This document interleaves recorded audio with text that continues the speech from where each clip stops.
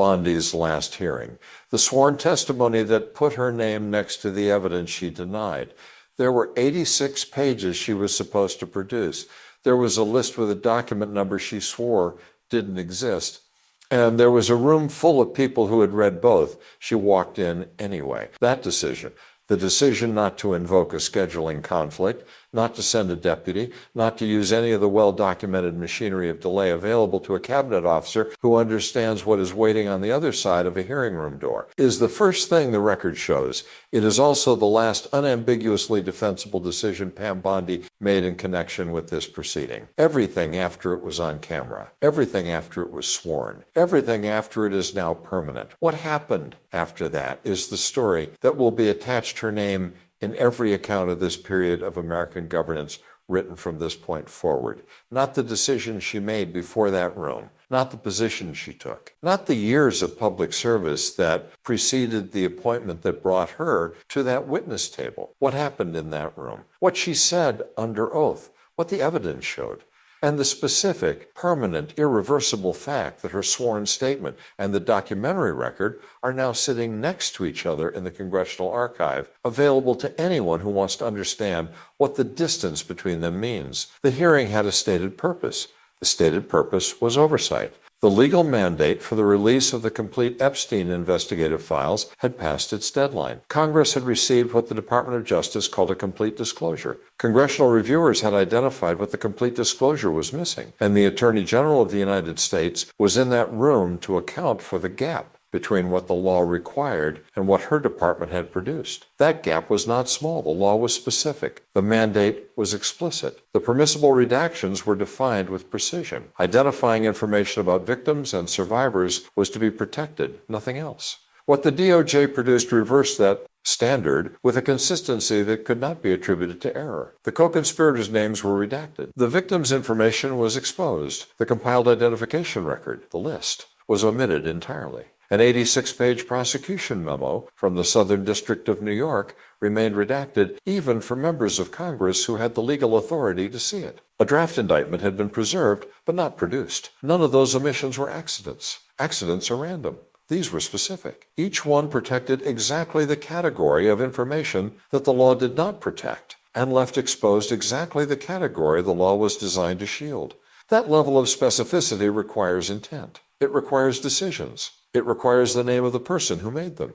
It was not the kind of gap that emerges from administrative complexity or the honest difficulty of managing the release of a multi-million-page investigative archive. It was the kind of gap that has a shape, the shape of specific categories of documentation that were present in the legal mandate and absent from the actual production, the shape of names that should have been visible and weren't, the shape of a compiled identification record, a list of individuals whose connection to Epstein's operation had been documented by federal investigators. That had a document number in the DOJ's own filing system and no corresponding entry in the release inventory. The gap had been mapped before the hearing began by lawmakers who had traveled to the DOJ, sat in secure rooms, and compared what was there against what the law required to be there. They came to that hearing with the map. Bondi came with a binder. The binder is the first thing that needs to be understood about what happened in that room, not its contents, which were what they always are in these situations. Attack lines, personal jabs, pivot material, the pre-written ammunition of someone who has decided that the hearing is a problem to be survived rather than an obligation to be met.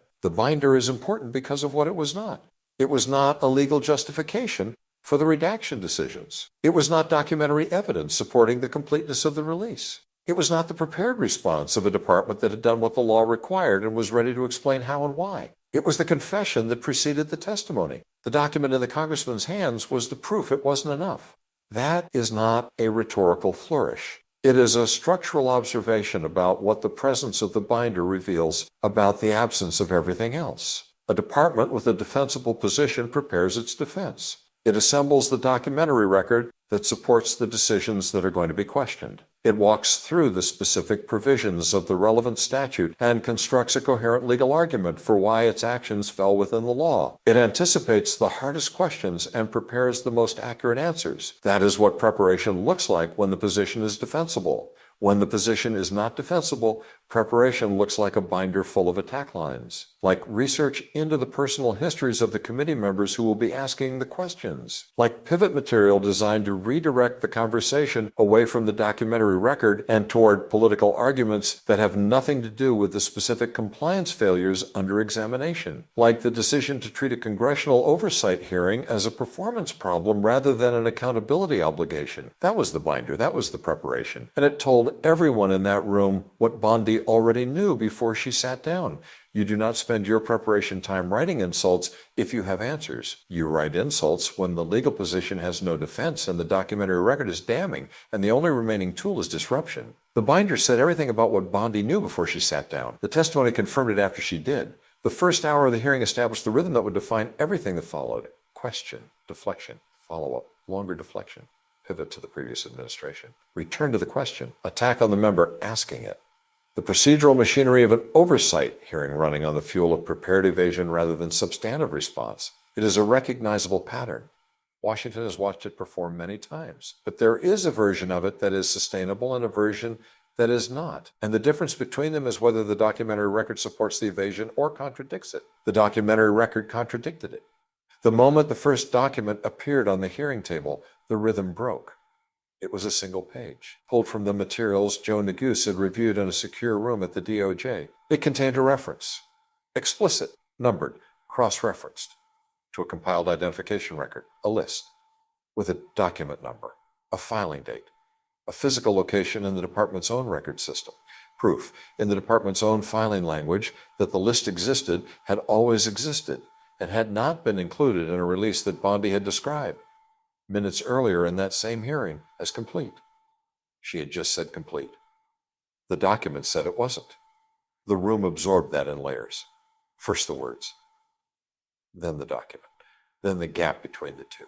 The distance between a sworn statement and a physical object that directly contradicted it, both of them present in the same room at the same time with nowhere to go. The reporters in the gallery recognized what they were watching. The committee members recognized it. The aides along the walls recognized it. It is a specific kind of silence that falls when a lie meets the evidence that disproves it in a room where both of them have to stay. Not the silence of surprise, not the silence of people processing something unexpected. The silence of recognition, of understanding arriving simultaneously and everyone present that what they are watching is not a procedural dispute or a legal argument or a difference of interpretation. It is the silence of a sworn statement ending. Congressional hearing rooms have a specific acoustic quality that amplifies that kind of silence. They are built for formality, for the performance of institutional process, for the procedural rhythms that make oversight look functional even when it is not producing anything that resembles accountability. The furniture is heavy. The ceilings are high. Sound moves differently in them than it does in ordinary rooms. And when the ordinary sounds of a hearing, the shuffling of papers, the murmured side conversations, the mechanical rhythm of the stenographer's keys stop simultaneously, what is left is not quiet. It is weight. The weight of a room that has just registered something that cannot be unregistered. That weight lasted long enough that the chairman of the committee looked up from his own papers, long enough that the reporters in the gallery stopped writing, long enough that the aides along the walls, who had been maintaining the studied inattention of people doing their jobs in a room where their job is to be invisible, became visible. Then Bondi spoke. What Bondi did in the seconds after that silence fell is the detail that defines the hearing. She did not look at the document. She did not ask to examine it. She did not say, if what you were showing me is accurate, I will ensure the omitted record is produced immediately. She did not engage with it as the thing it was. Evidence that her sworn statement was false, sitting on the table in front of her, time-stamped and filed and real. She said the release was complete. Joe Neguse, read from the document again. The document number, the filing date, the cross-reference to the compiled identification record. Each element of the reference that proved the list was in the DOJ's possession and not in the release that had been described as complete. She said the release was complete for the second time with the document on the table, with the number already read into the record. There are moments in congressional hearings that become reference points that future lawmakers cite when explaining what oversight can look like when it is working, that journalists return to when tracing the arc of an accountability failure, that appear in the footnotes of legal analyses and the opening paragraphs of institutional postmortems. They are not always dramatic in the conventional sense. They do not always involve raised voices or visible confrontation or the kind of theatrical moment that produces a clip that circulates for weeks. Sometimes they are quieter than that. Sometimes they are a document and a statement and the silence between them. The reference point is not the drama. It is the permanence. The fact that what was said in that room under oath is now in the permanent record next to the evidence that contradicted it, and that the record does not require anyone's cooperation to persist. It does not need Bondi's acknowledgement. It does not need the DOJ's agreement.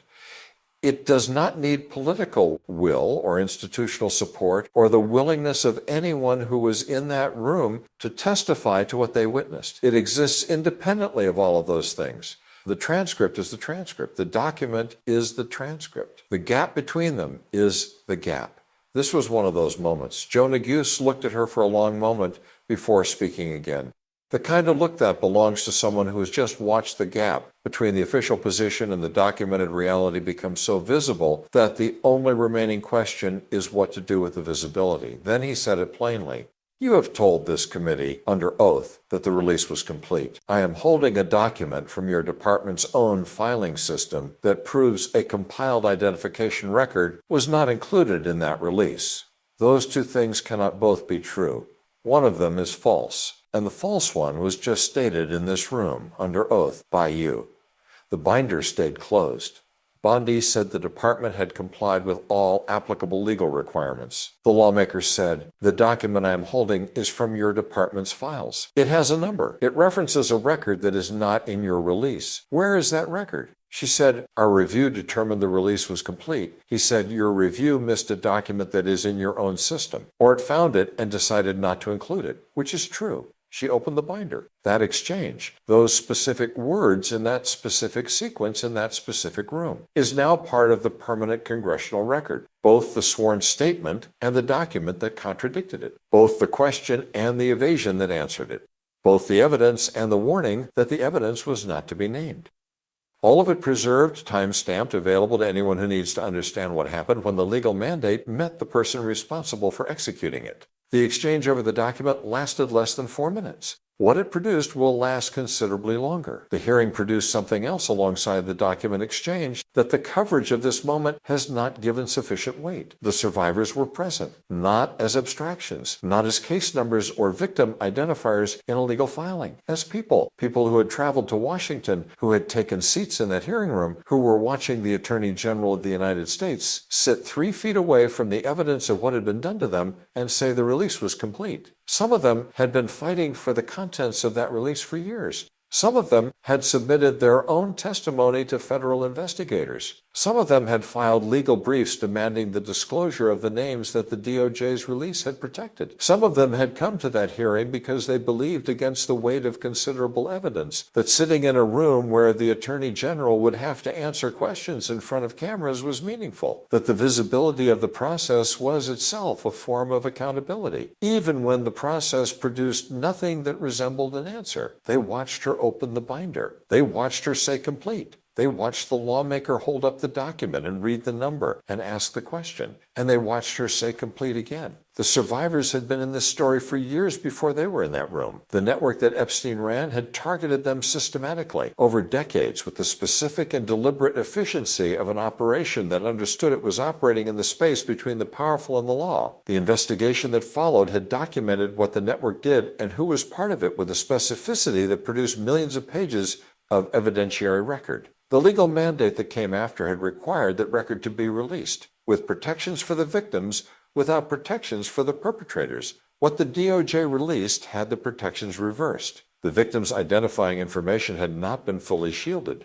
The names of the men identified as co-conspirators in the federal investigation had been redacted. The compiled identification record, the list, had been omitted entirely from a release described as complete. The 86-page prosecution memo from the Southern District of New York had been left redacted even for members of Congress who had the legal authority to see it. The draft indictment that federal prosecutors had prepared against Epstein's network had been preserved but not produced. Every one of those decisions had a name on it, the name of the person who ran the department that made them. the name that appears on the leadership structure of the institution that made every one of those choices about what to release and what to protect and what to describe as complete when it was not complete. The name that is now in the congressional record next to the sworn statement that called the release complete, next to the document that proved it wasn't, next to the silence that fell when those two things occupied the same room and had nowhere to go, next to the gap. Pam Bondi. There is a version of this story that the Department of Justice prepared in advance of the hearing. It involves administrative complexity and resource constraints and the genuine difficulty of managing the legally compliant release of a historically large investigative archive. It involves the careful balancing of disclosure obligations against the protection of sensitive sources and methods. It involves the kind of institutional language that makes accountability sound like a technical problem rather than a moral one.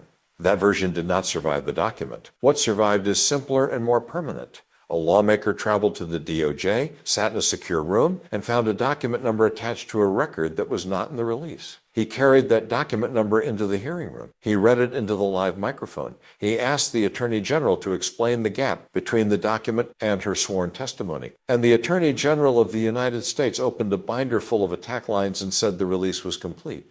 Twice. While the document sat on the table. The hearing continued after that exchange. Other questions were asked. Other deflections were produced. The procedural machinery of congressional oversight kept turning. But the sworn statement was already in the record. The document was already in the record. And the distance between them. The specific, measurable, documentable distance between what Bondi said under oath and what the evidence showed had been fixed in place by the stenographer's transcript the moment the words left her mouth. That distance does not close. This is the thing that the institutional machinery of delay, the scheduling conflicts, the privilege claims, the motions for additional time, the bureaucratic friction that powerful people deploy when they need to manage the pace of accountability, cannot address once the record is made.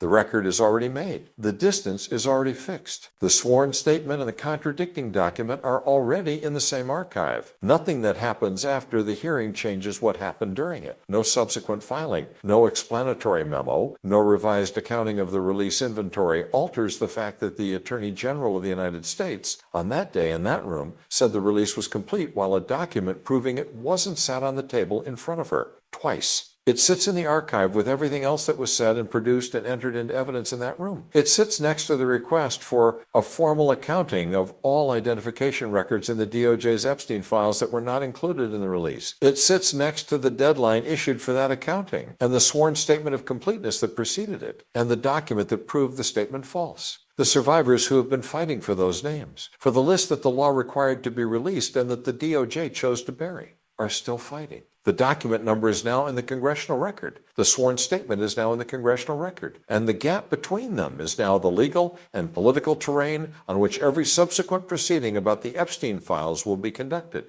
Not because a lawmaker wanted it that way, because Bondi walked into that room and said complete while a document proving it wasn't sat on the table in front of her. The document did not need her cooperation to be real. It did not need her acknowledgement to be in the record. It did not need the DOJ's agreement or the White House's approval or any institutional authority beyond the lawmaker's decision to carry it into the room and read from it. It was already real before she sat down. It will be real long after the hearing is over and the cameras are gone and the binder is in a storage box somewhere. The record does not require her cooperation either. It is already made. It is already permanent. And every subsequent inquiry that builds on the document number the lawmaker read into the live microphone will extend its reach into the filing system, into the unreleased records, into the list itself, which still has a document number and a location code and a set of names that the federal investigation documented and the law required to be public. She said it twice. The first statement, the release was complete, could be attributed to belief, to a position held before the document appeared. The first statement, standing alone, might be explained away. The second cannot. The second came after the document number had been read into the record, after the gap had been named explicitly, after the evidence was already in the room. The second statement came with full knowledge of what the document showed. And that is the statement the permanent record will carry forward. Not the first, which might have been error. The second, which cannot be. And that is why, when the history of this period is written and the names attached to the decisions that shaped it are recorded in the permanent account, one name will appear in a specific place. Not in the margins. Not in a footnote, in the body of the record, next to the sworn statement. next to the contradicting evidence, in the space between what the law required and what the department produced. She walked into that room knowing it might be the last time. She was right. The gap between the sworn statement and the document is now fixed in the congressional record. It does not close. It accumulates. Every subsequent proceeding that references it makes it larger. Every subpoena that builds in the document number makes it more enforceable. And every binder that gets opened instead of an answer makes it more permanent. The record she left behind will outlast every binder she brought with her.